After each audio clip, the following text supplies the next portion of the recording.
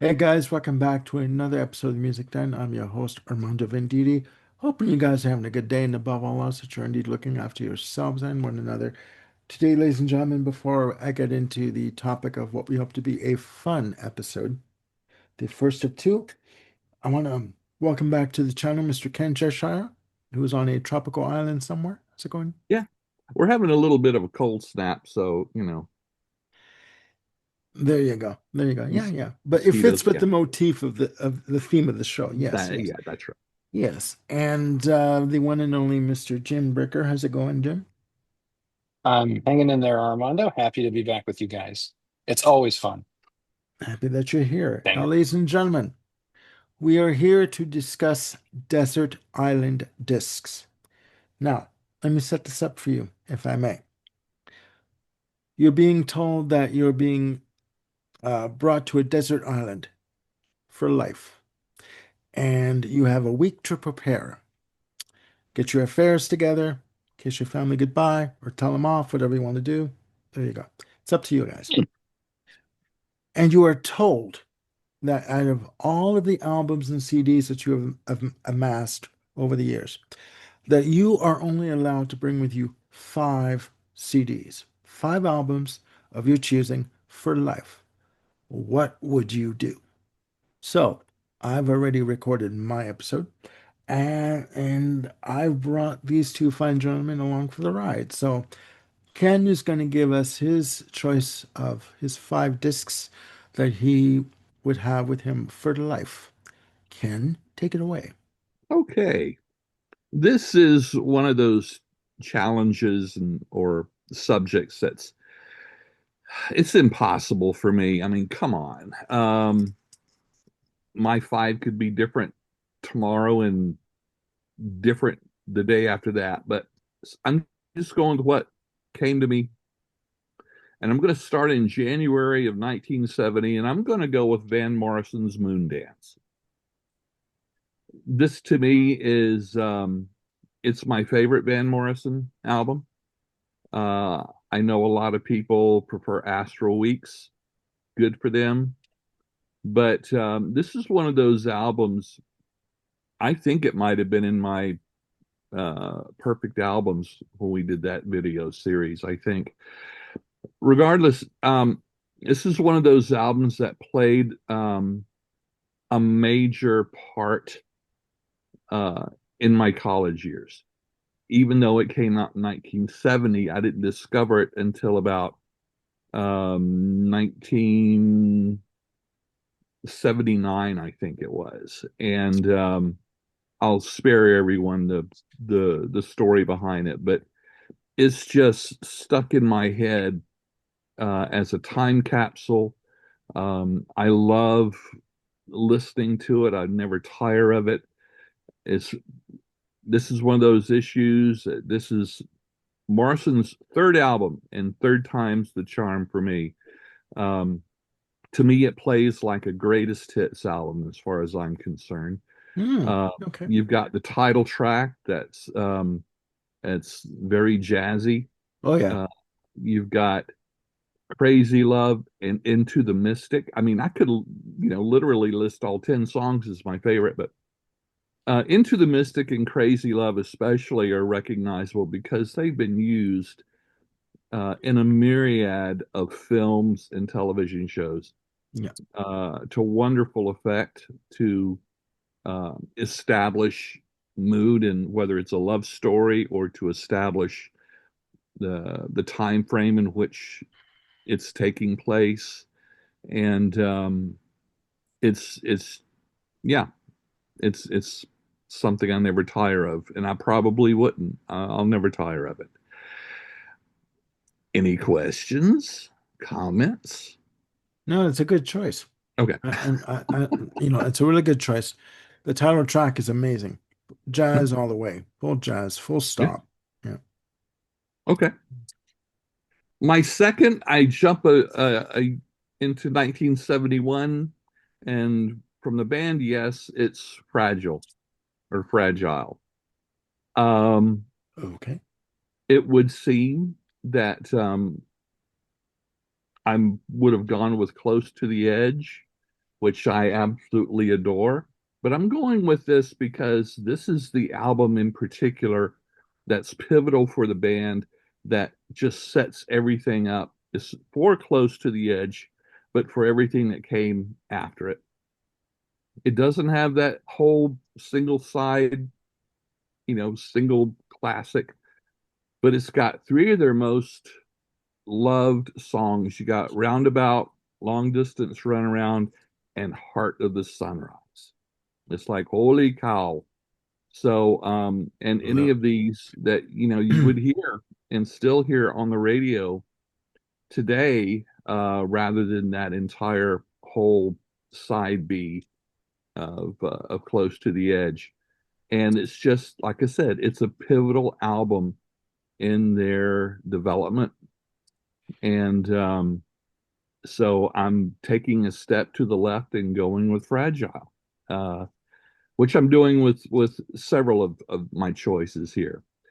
Moving on to 1973 from The Who is Quadrophenia.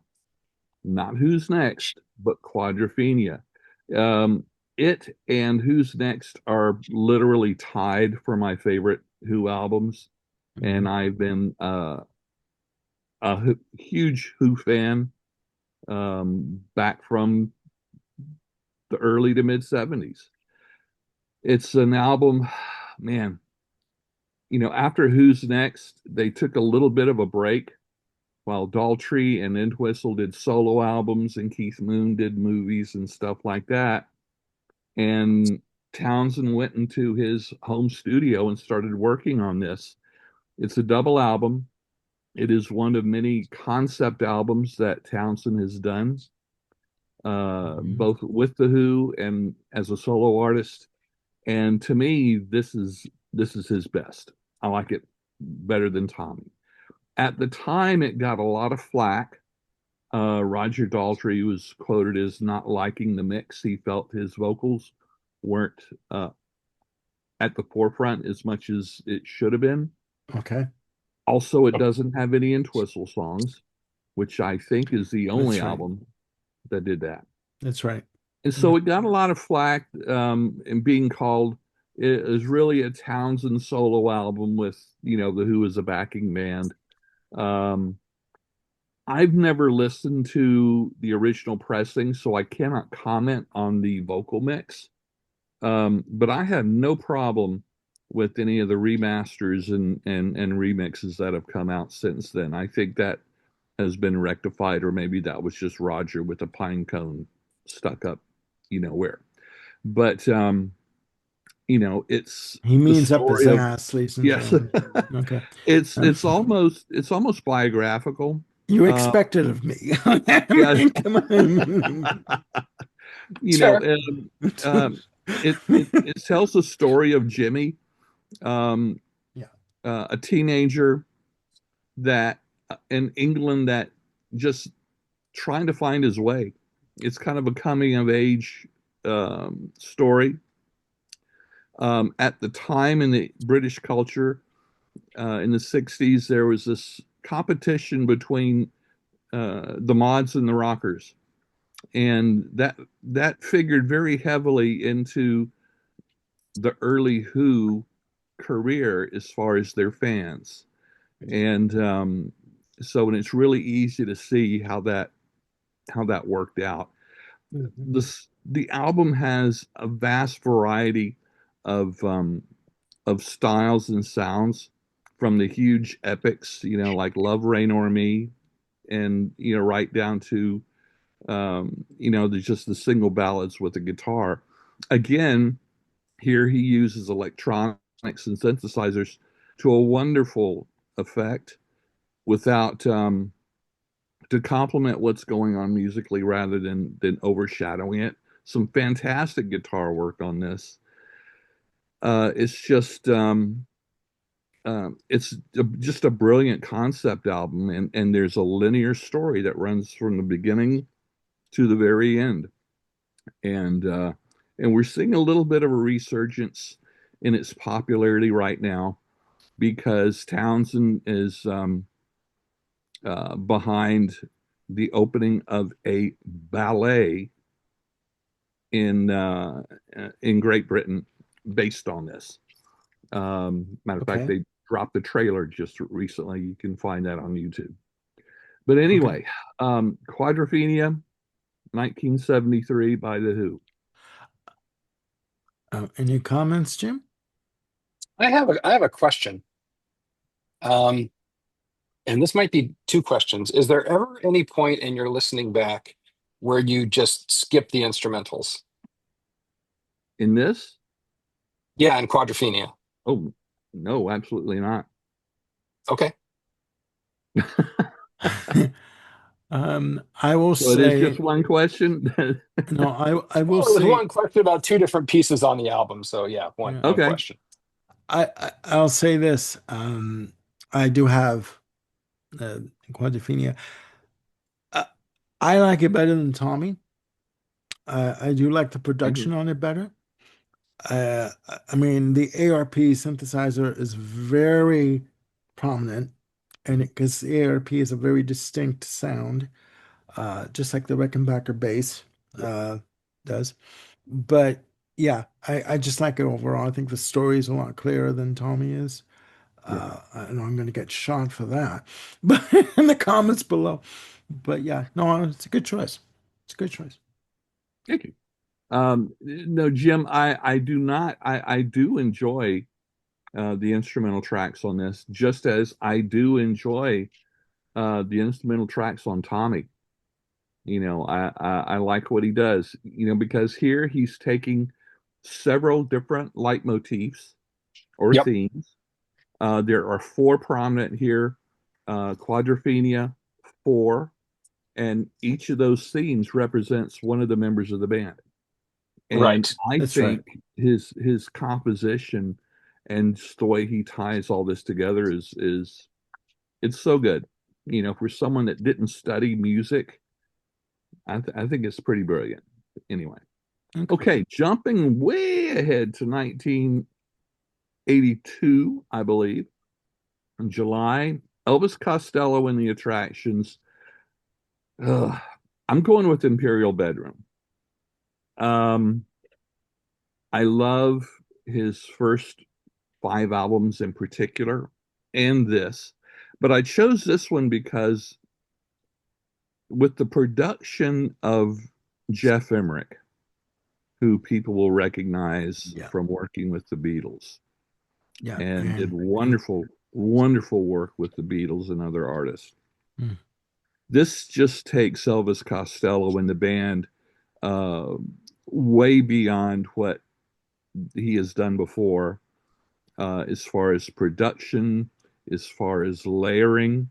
Um, it's a loose concept album, and it's it's like the Beatles when they stopped touring. What they did in the studio, a lot of that would not have been possible to reproduce live. And this is exactly the same thing.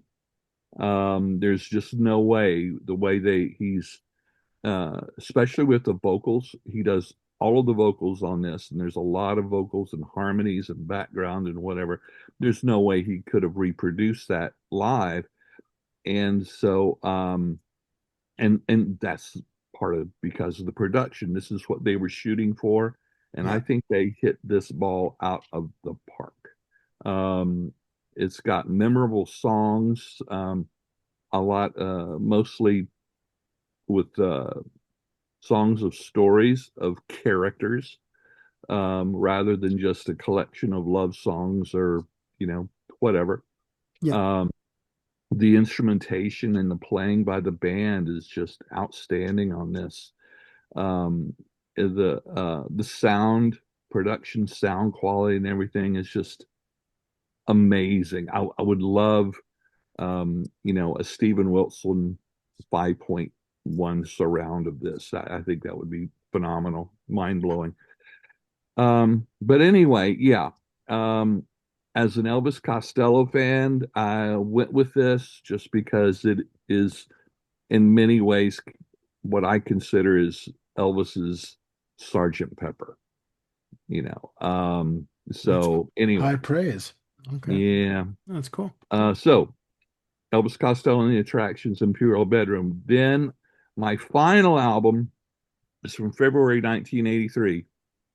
And I might get some blowback for this, but the band is U2, because we know, a lot of people like to trash U2. But this album from 83 is called War. This was my Uh-huh. introduction to the band. Same This was here. the album that brought them to the forefront, Oh uh, yeah. a lot Yeah. with the help of MTV and Hmm. other music video channels. Yeah. Thank you. Much music. Um, Yeah. oh, yeah. Especially songs like the two most popular, Sunday Bloody Sunday, New Year's Day, and even Two Hearts Beat as One. This is U2 before they got real sophisticated in their mixing and recording. So it still has that raw edge, no pun intended, sound. It's not overly produced, or more produced as would happen after this with Unforgettable Fire, which I love too. But my favorite U2 albums are especially the first three because of that raw Yeah. sound. Yeah. I saw Isn't them. I saw them excuse me. this year in '83 live in a small auditorium in Jacksonville, Florida. Um, the band The Alarm opened for them, Oh, and jeez. Okay. they with the Mains and the Stacks. They were known for that tour. Especially Sunday Bloody Sunday of Bono taking that big white flag and climbing up to the top of the Mains and all that. Even in this small auditorium, he still did it. They put on a show in that little auditorium as if it were a stadium. Um, Yeah. and it's amazing how much it had that raw sound and power, just like the album. Um, Mm. Hmm. so even though, obviously the album came first, it's like, okay, that's what they really sound like. And it didn't take a lot of effects and magic stuff at the soundboard. Um, I love all the songs off this album. I never tire of it. Um, so yeah, U2, 1983 with War. There's so many other albums I could have gone with. Um, but with this list, I decided, well, I'm going to go a little bit, take a step to the left, and maybe go with some that people that know me wouldn't anticipate me choosing, because I've been very vocal on specific albums many, many times on this album. So I decided, well, I'm going to challenge myself here. But I get that. yeah, there are many, many, many, many, many, Yeah. many, I many mean, more albums. Yeah. well, I mean, that for me, that was the challenge of this exercise. Yeah. If you were given the choice, you could only bring with you five albums for life. What now would you do? Like, what would Yeah. you choose? Yeah. So, And for no, me, and Armando, you didn't give us any, specific uh, parameters and limitations on this. So I specifically chose single albums, with the exception of Quadrophenia. mm, Um, no greatest hits, no box sets or anything, which I could have easily gone with oh for yeah, my oh yeah. collection. But it's like, okay, let me see what I can come up with that's, you know, fundamental. And Well, four seemed pretty came to mind pretty quick. But I tell you what, I've gone through what my fifth choice. I've been going round and round with that for days, and I yeah, finally ended up you with told me you were having an issue with that. Yeah. it. Well, I mean, Ah, like for example, you too. That's a fantastic choice. I mean, I've always loved New Year's Day and Sunday Bloody Sunday, and even with the one track, New Year's Day, that piano line it is Yep, so haunting. yep, it is. I listen to that and I'm transported back to 83 again. Like You know, I'm that 13-year-old. You know, I'm dating myself, ladies and gentlemen, but there you go. It Well, is. you know, you were what, 2 years old, so yeah, that's fine. Thank you. Thank you. No, it's a good list. It's a a lot of variety on that list, Yeah, what I was which is shooting for. good. Jim, Which is any other questions? I don't have any other questions other than I hope that our deserted islands are close to one another, so I can sneak across the water and either A, listen to the records that you brought that I didn't, or B, mess around with the power and shut it off every once in a while on you just to keep you on your toes. I'll crank it up. all right for Ah, you two. It's an archipelago. How's that? Yeah, There you no, go. it's a series of islands interconnected. Okay, how's that? fair But enough. no, Yeah, no, and we're good choices. curious, viewers, we're curious what your five would be. That's Please, exactly it, ladies and share in the gentlemen. comments. I contacted one cousin and another friend today, asking what their five would be, just getting a sample, and I find it fascinating. It's a common challenge, but it's always interesting. Yeah, yeah. Well, no, it's true. All right, ladies and gentlemen, there you have it. Desert Island Discs. Please put down in the comments what you would choose, what albums you would bring with you. Again, if you only had 5 albums to choose to bring with you for life on a desert island, what would you do? What would you pick? Okay, it could be box sets, it could be live albums, it could be compilations, it could be studio albums. I mean, that's the for me that was the challenge of this exercise. What would I bring? And if you're a music collector like we are, it's bloody difficult, just to pick, to narrow it down to 5. Um, but yeah, so ladies and gentlemen, again, put your comments down below. And I want to thank Ken and Jim for joining me on this run of this episode. And please click like and subscribe and hit the notification bell to keep yourselves on top of any new content we've got coming up. We've got some shows that we're working on that we're going to put together for you as quickly as we possibly can.